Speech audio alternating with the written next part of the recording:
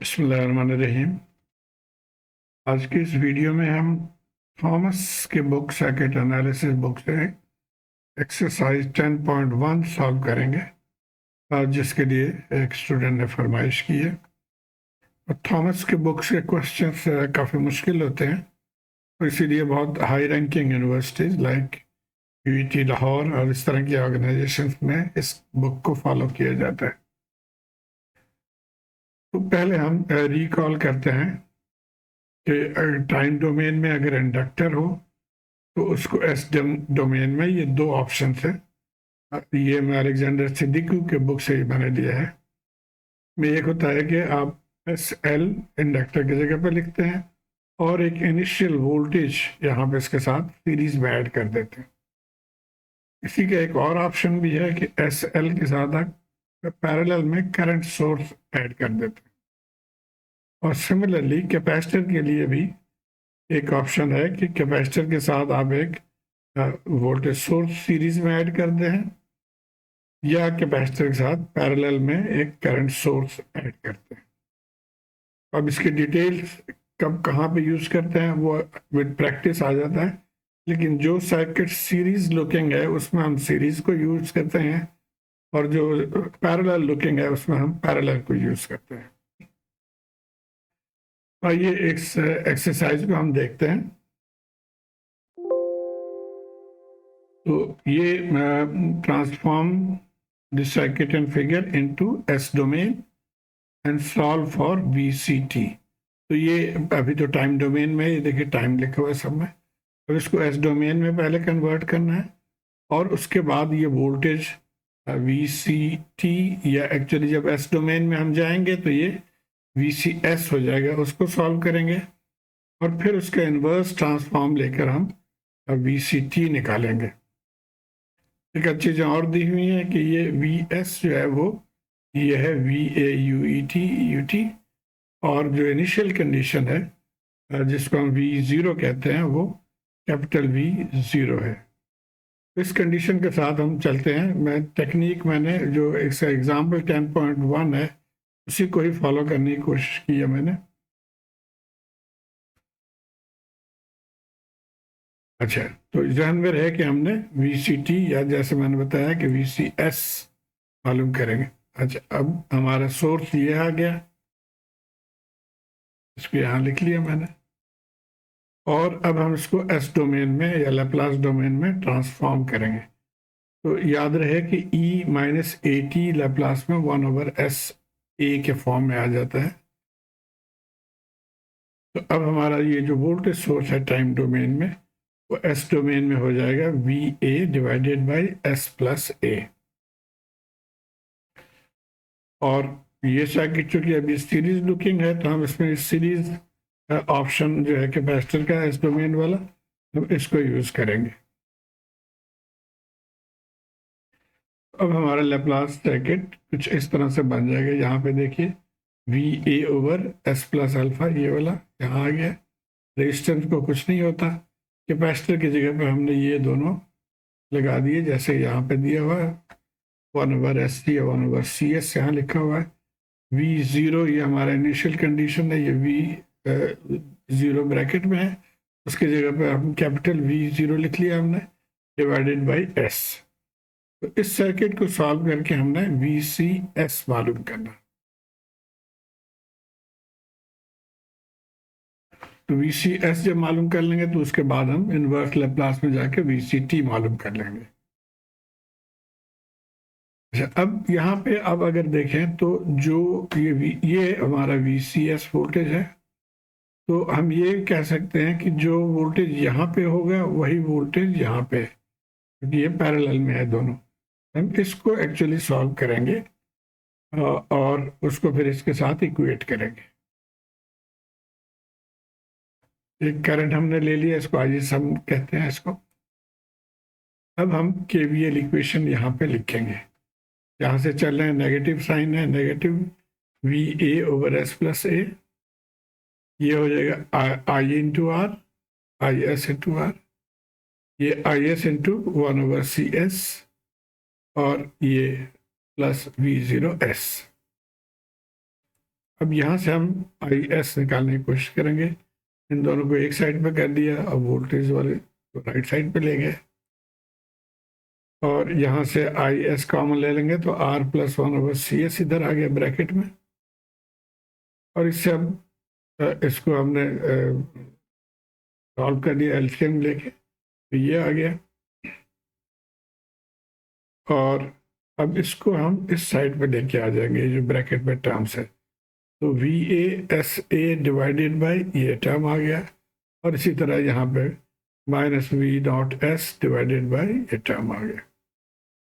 और इसको हम उल्टा लेंगे मल्टीप्लाई फॉर्म में, ये जब ऊपर आ जाएगा तो CS ऊपर और RCS प्लस 1 नीचे आ गया, तो ये हमारा करंट इक्वेशन हो गया। अच्छा, अब इस करंट इक्वेशन को हमने यूज करना है, इसको मजीद हम सिंप्लीफाई कर रहे हैं। यहाँ से RC कॉमन ले लिया नीचे से डिनोमिनेटर से, तो S प्लस 1/RC आ गया, और इसमें भी वही किया हमने। अच्छा, अब यहाँ पे हम कुछ चीज़ें जो कॉमन है उनको हम काट रहे हैं। जैसे यहाँ पे देखिए C और C काट दिया हमने, तो S और R रह गया। यहाँ पे S और ये S कट गया, और C और C कट गया, तो यहाँ पे सिर्फ R रह गया। तो ये सिंप्लीफाइड फॉर्म में हो गया काफ़ी। और अब हम इस हाफ का इसका हम बोलेंगे KVL, यहाँ पर दोबारा हम लिख रहे हैं एक्चुअली, ये -VASA प्लस ISR और प्लस हम कह रहे हैं कि VCS, तो यहाँ से VCS हो जाएगा, इनको उधर राइट साइड में ले गए, तो ये इक्वेशन इसको हमने सॉल्व करना है।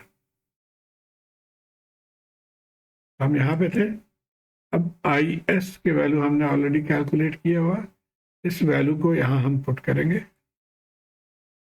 तो ये तो उसी तरह रह गया। IS की जगह पे हमने ये वैल्यू पुट कर दिया और मल्टीप्लाइड बाई R कर दिया। अब हम R को इन साइड लेके आ गए, इसके साथ भी मल्टीप्लाई कर दिया और दूसरे के साथ भी मल्टीप्लाई कर दिया, और उसके बाद मजीद सिंप्लीफाई, ये R कट गया, तो S ऊपर रह गया और नीचे ये टर्म रह गया। सिमिलरली यहाँ से भी R कट गया, तो V0/S प्लस 1/RC रह गया।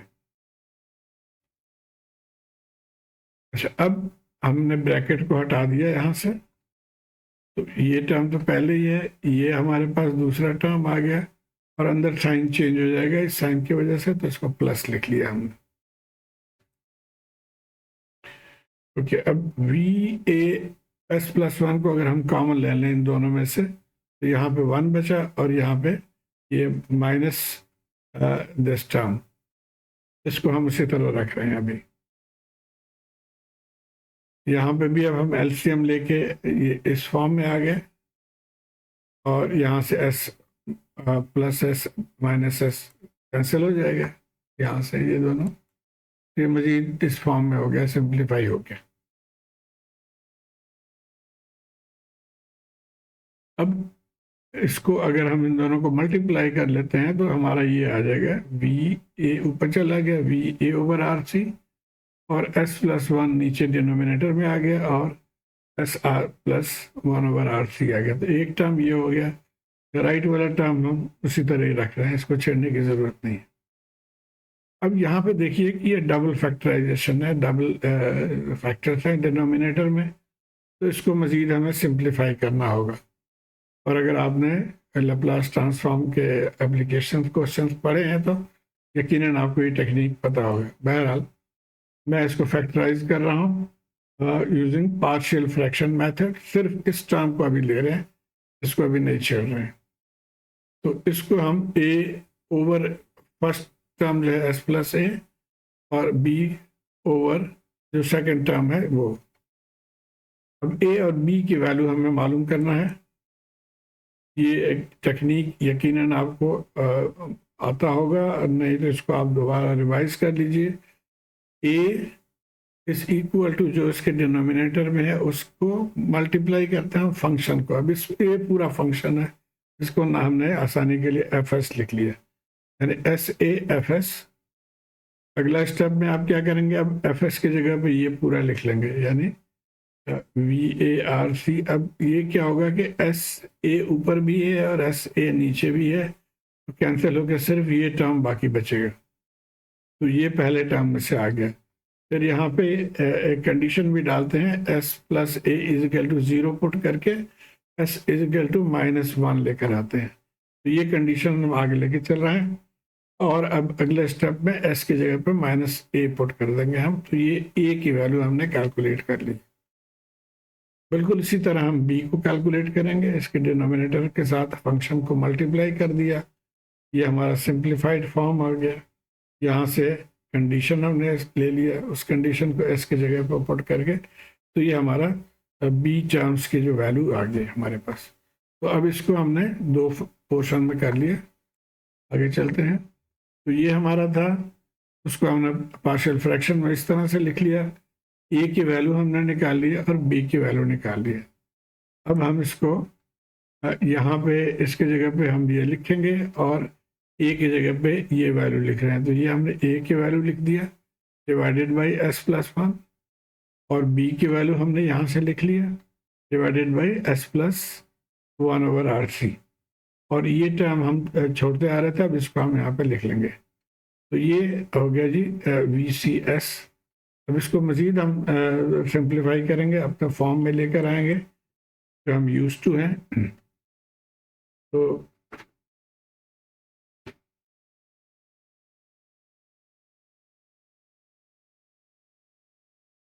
यहाँ से अब हमने क्या किया कि इस टर्म को पहले लिख लिया, इसको हम पहले लेकर आ गए। और उसके बाद जो RC वाला टर्म है, यहाँ पे भी s+1/RC है, यहाँ पे भी s+1/RC है, तो इसको हमने यहाँ पे लिख लिया।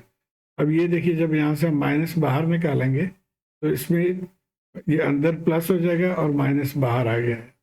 और इसी तरह इसको भी यहाँ पे सिर्फ इनको आगे पीछे लिख लेंगे, क्योंकि जहाँ साइन चेंज नहीं होगा। तो ये आई होप आप इसको फॉलो कर पा रहे हैं। यहाँ से माइनस साइन आ गया इसमें। तो हम यहाँ पे थे। अब ये दोनों में देखिए, दोनों के डिनोमिनेटर में s+1/RC है।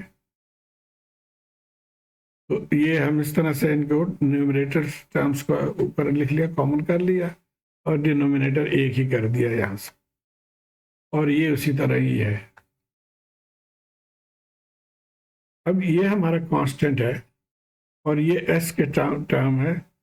अब हम यहाँ से हम टाइम डोमेन में वापस जा सकते हैं। s+a is e⁻⁻⁻a। हम इनवर्स लेप्लास ट्रांसफॉर्म लेंगे। तो इनवर्स लेप्लास ट्रांसफॉर्म लिया, ये कांस्टेंट तो उसी तरह रहेगा।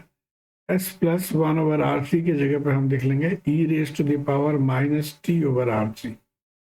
और सिमिलरली इसकी जगह पे लिख लेंगे e⁻−at। बाकी ये चीज़ वही रहा। अब चूंकि ये यूनिलैटरल लैप्लास ट्रांसफॉर्म है, तो इसको हम थोड़ा सा मॉडिफाई करके हम ये ut इसके साथ मल्टीप्लाई कर देंगे। का मतलब है कि ये 0 के बाद ये फंक्शन है, उससे पहले नहीं है। तो ये एक प्रॉपर फॉर्म में ये लिखा गया है और यही आंसर बुक में गिवन है। तो उम्मीद है आप इसको फॉलो कर पाए होंगे। अपने कमेंट से ज़रूर आगाह कीजिए। शुक्रिया।